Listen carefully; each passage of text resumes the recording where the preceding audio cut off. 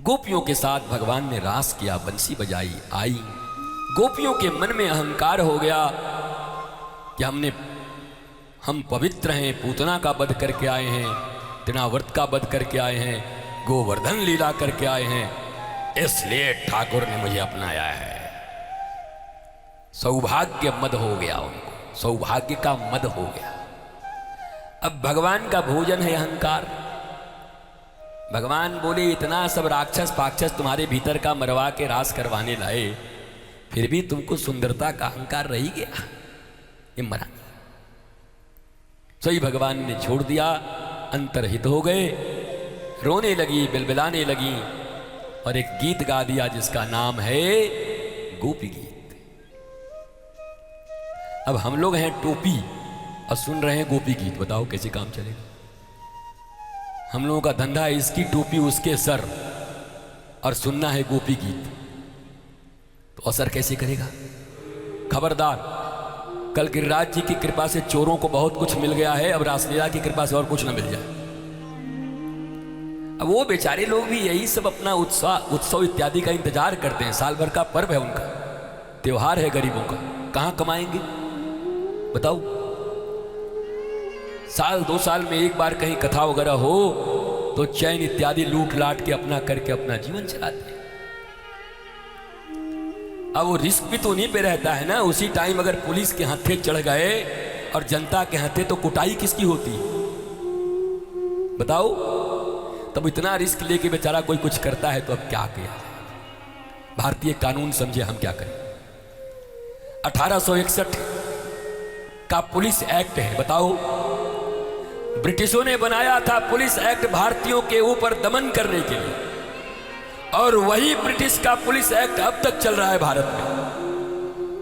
कमाल है साहब, कमाल है। ट्रक के अंदर लदा हुआ है 2 नंबर का सामान, फिर भी मेरा भारत महान। 1861 अंग्रेजों ने भारतीयों के ऊपर जुल्म ढाने के लिए पुलिस एक्ट बनाया था, और आज भी वही पुलिस एक्ट चल रहा है। अब कौन अंग्रेज है? अब किसके ऊपर जुल्म करने के लिए एक्ट चल रहा है?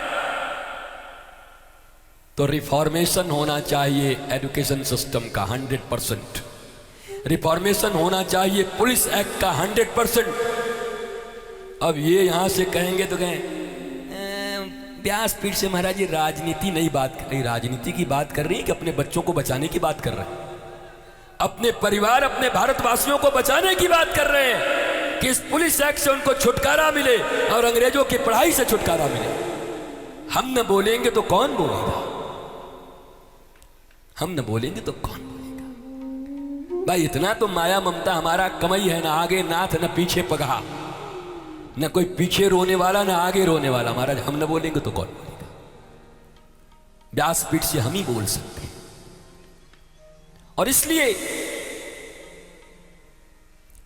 इस सौभाग्य मद पर भगवान रुष्ट हो गए। अरे गोपियों, इतने बरसों तक तैयारी कराई तुम्हें महाराज की, इतना परिश्रम किया मैंने, कितनों को मारा तुम्हारे हृदय में, और उसके बाद भी तुम्हें सुंदरता का मद हो गया, अभिमान हो गया।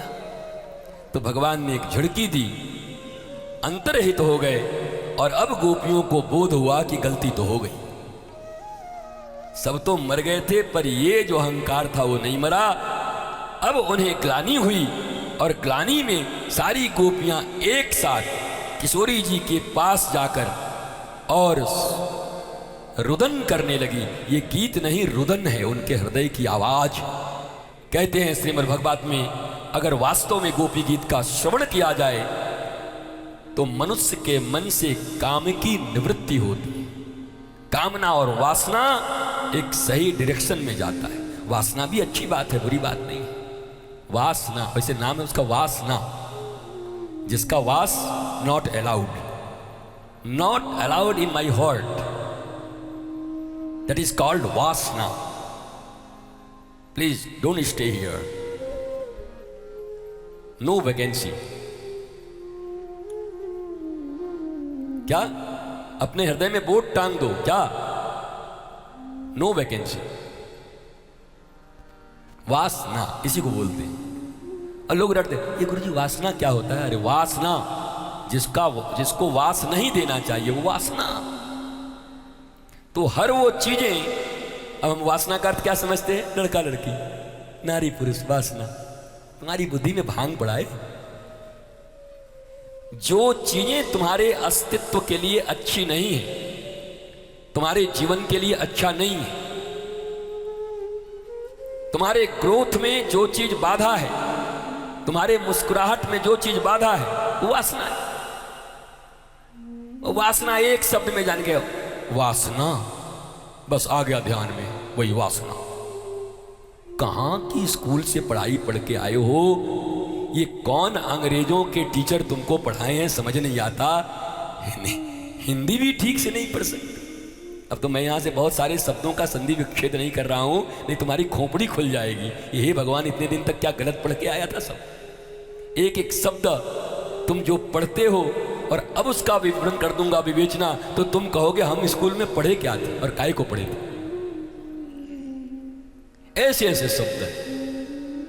गोपी रो करके भगवान श्री कृष्ण से अपने गलतियों के लिए क्षमा मांगती है कि हे गोविंद, आपने इतना प्रयत्न किया, लगातार इतनी लीलाएं की, 6 दिन तक कथा सुनाया, उसके बाद भी हमारे भीतर अगर थोड़ा बहुत अहंकार बचा हुआ है तो हे प्राणनाथ, हे गोविंद, अब इस गोपी गीत के बाद कम से कम ये जो अंतिम बाधा हमारे हृदय में थी उसको भी दूर कर दो।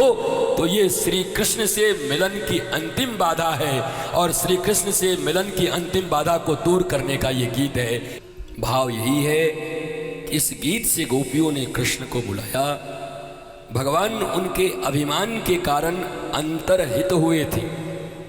अंतर्हित का अर्थ होता है उनके ही हित के लिए, उनके भीतर से ये अभिमान, सौभाग्योदय का जो मद था वो नष्ट हो जाए, इसलिए भगवान ने कुछ समय के लिए उन्हें दर्शन के सुख से वंचित रखा।